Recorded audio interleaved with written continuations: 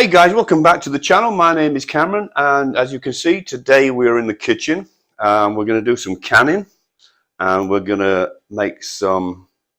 can some sauce, and we're also going to can some whole plum tomatoes. And that's what we're doing today in this segment we like to call In the Kitchen with Cameron. So how we start with I'm going to start with the sauce side, because I'm going to want a little bit of that when I put these into the jar. So any of the tomatoes have got a little bit of scabby bits or anything like that, we just cut them off, and then I just take the tops off, cut it into that size. I'd just cut that in half, and away it goes into the pan to go into the boiled it. So that's what we're doing today. So we've got a variety of tomatoes today, and we've got everything from beefeater down to, I think there's a few little cherries. I don't mind mixing them up. These are like a purple tomato that we've got here, but when I'm making the sauce, I don't mind. It's all tomato sauce to me. So these go in. What I'll do is I'll get about halfway up this pot, and then I'll sprinkle them with some salt. Beautiful color. You see that? Yeah, well, I get about halfway into the pan, and then I'll sprinkle with salt, and then when I've got them all in the pan, they'll get another sprinkle of salt, and you can just put as much as you want. If you're a sodium lover, you can add more salt, and if you're not, you can add a lot less. So it's overcast and raining here today in North Georgia. So that being said, I figured, okay, let's go into the kitchen and can some of those fabulous tomatoes we've got. We had a terrible wet summer last year, and with the vegetable garden being right at the bottom of the garden, at one of the lowest points, we lost a lot of the tomatoes to rain. They just drowned. So we got very little canning done on the tomatoes last season. We did a great on the peaches. We were able to make some peach jams, etc. Hey, darling.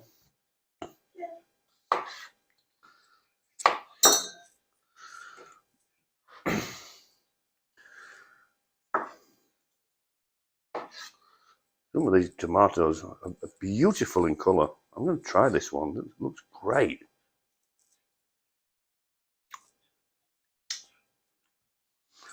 They say you can't beat fresh tomatoes out of your garden, and I completely agree. However, they've got to be organic. I know it's tough. It can be really difficult and frustrating. Oh yeah, it can be frustrating when growing organically, but it is so worth it. I know the critters can really be annoying, but it's so worth it when you taste that tomato. Well, you buy tomatoes in the supermarket nowadays, they're just flavorless. It's just flesh. I would much prefer the organic. However, as you know, organic tomatoes in the supermarket, especially now, are just cost prohibitive. You can't warrant paying that amount. And another thing, which is a thing I've been told, some of the organic foods that they're marketing as organic, they're not organic at all. You know, they use chemicals, etc. So the best way of knowing that you're getting organic produce is do it yourself. I use the same understanding. Well, I've been a hunter for many years now, but I've always had somebody process the deer for me. Well, I don't know what's happened to that meat while it's not with me. So over a couple of seasons, deer seasons, I was fortunate. I'm fortunate enough that some of the guys in the hunting club butcher their own. Well, they quarter. Let's say that they quarter them. So I had one of the great guys up there, teach me how to process all the way from taking the shot to quartering it, and then the butchering part. Because I've been a cook for so many years, prepping meat, etc., etc., it was just a case of watching a couple of YouTube videos on understanding the joints and the cuts that you would make. So when we have venison, I know exactly. I dropped a tomato. I know exactly where it's been from grazing organically in the woods to being on our plate. And prior to Julie and I getting together 10 years ago, Julie would not eat venison. It was way too gamey for her. And I've said this all along. It's not that it's not that it's gamey. It's that the person who's cooking it and producing it, it doesn't know what they're doing. You can avoid. I've had people eat venison that I've been prepared and had it for the first time, never had it before, and said, this could be beef. It tastes great, but doesn't taste like gamey anything, because I prepared the meat correctly, kept it on ice for 10 days, rotating that ice constantly. It's the blood in the meat that gives it the gamey taste. You've got to get all that blood out, and then it becomes such that the equivalent of a filet mignon on beef, I can do a medium filet mignon, and Julie is not a huge meat eater at all, and she'll devour it and ask for more. So it's all about prep. Same with the tomatoes and everything that you cook and grow. Keep it organic, and I truly believe that if you do go organic, even if it's just a little bit of organic, look at that. That is beautiful. I'm going to have to come and show you that. What a beautiful, beautiful shape inside that tomato. Isn't that beautiful?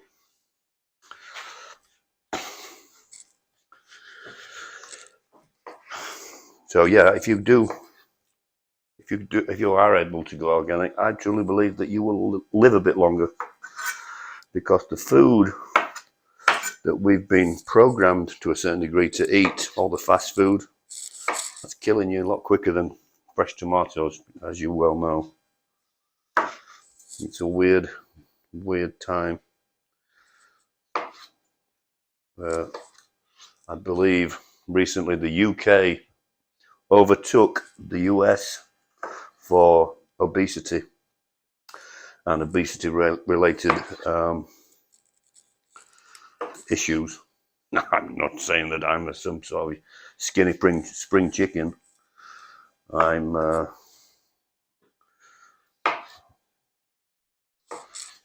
got a little bit lazy in the last few years. I've not been to the gymnasium, not moving enough, but that's another story. So we'll about get a full pan on these tomatoes for the sauce, and that will usually do maybe 5 quart jars ish. Well, I might not do that many because I will be taking some of the juice. Sometimes what I do is I'll take some of the juice out of the pan and make tomato juice out of it. But this time I'm going to be taking the juice out to put into the whole tomatoes that we're going to be canning. But usually, like I say, I did it on. I'm pretty sure I did it on a previous video. And you just take the juice out, add a little bit of salt, boil it up, and then can it. And it makes a great tomato juice for drinking.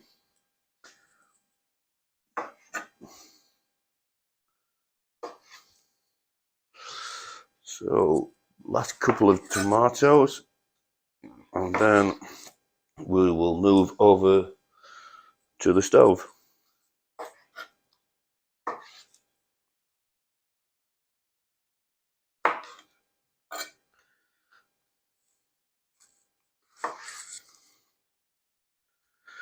All this here will go into the compost, so nothing's really wasted.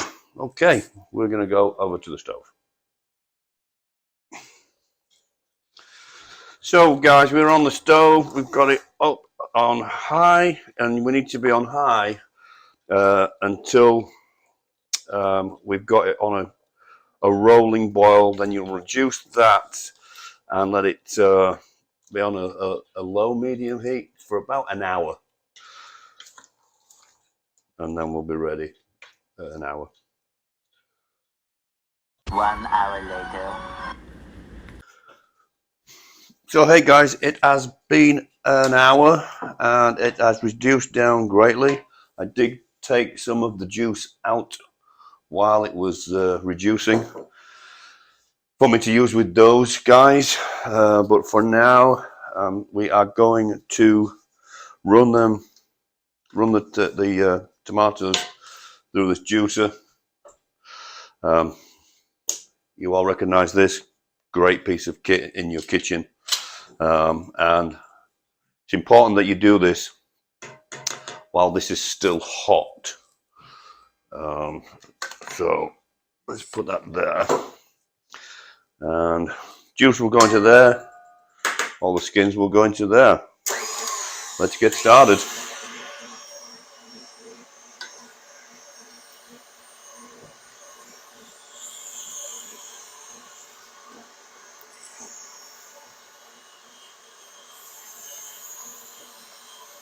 Smells great. It does.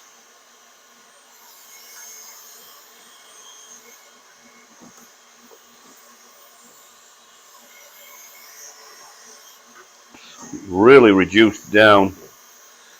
We were just not full on the pan. Yeah, it reduced it down to an inch off the bottom. Where is my... I'm missing a piece. There it is.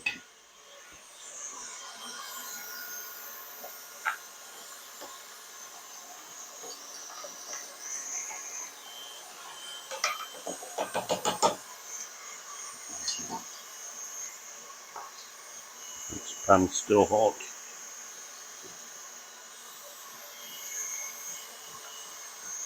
Now when you're putting this in, just be mindful that your container that's catching all the juice is directly below you. So just take your time. You don't really want to drop this in there, or you're starting from scratch, or trying to dig it out, which is no fun, because I've done it. So this is just going to be canned tomato sauce, and all I'll do with this is put a basil leaf in each jar, and that's it. Absolutely it. If you once we use the juice, the sauce, we can add whatever herbs and etc. at that point there. But when I can it, I just can it with a single piece of basil, and that's it.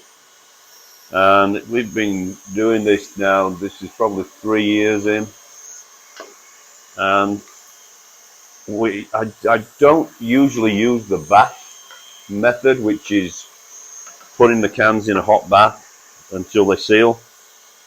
I use a much simpler method, which is put the sauce into the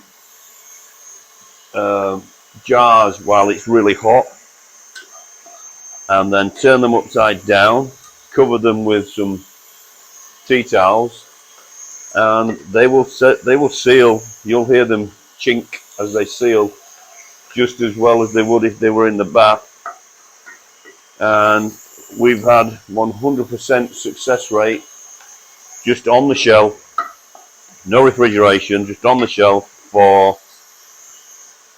12 months or more, and still just stays great. Now, one thing I did learn the first time I did this is I threw all this away,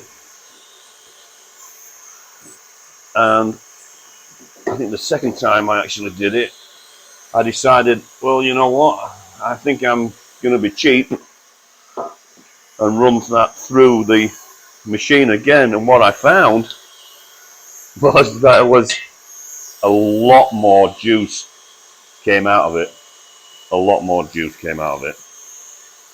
So don't be scared to grab this and run that through the machine again. As you can see, it's let me get some in. It's still very hot, but you'll see it's stopped dripping now. But I'll run this through, and I run it through usually 3 times till it comes out of here and it's solid, stuck together, because all the juice has gone out of it. I'll do it until that happens.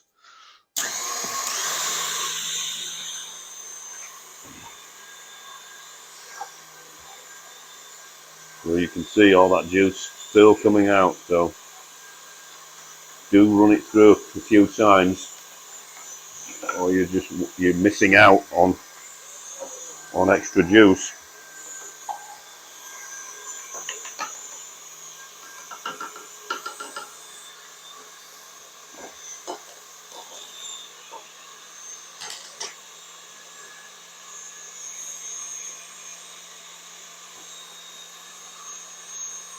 We got maybe 3 jars, maybe 3-quart jars. So it's our first harvest of the tomatoes this season. So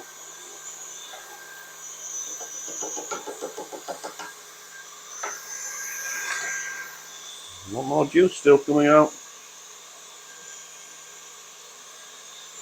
Do one more time, I think.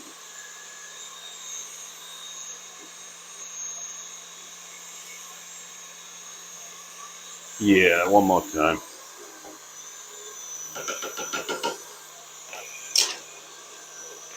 And then this will just go into compost. It's only a small amount, but it all goes in. And then, once we finish with that, we need to go in gently, take this off, and then there's a little bit in the bottom there, look, which I'm going to grab. And then this, we want all of this in our sauce. So just nice and gentle. Scrape that all off. And like I say, I took some of the juice out of the sauce while it was reducing. Or we would have a couple of cups more. But it also helps when you take that out, when you're reducing it down. It also helps give you a thicker sauce, not as runny. Depending on how you like it. I prefer it thicker, which is why I take all this off, and that goes into the sauce as well. So that sauce is now going to go back onto, I'm just going to wash my hands quickly. That sauce is going to go back onto the boil for about 45 minutes, an hour, and then that will be ready for canning. While that's doing that, I'm going to start on the plum tomatoes. Quick cleanup, and then we'll get that started.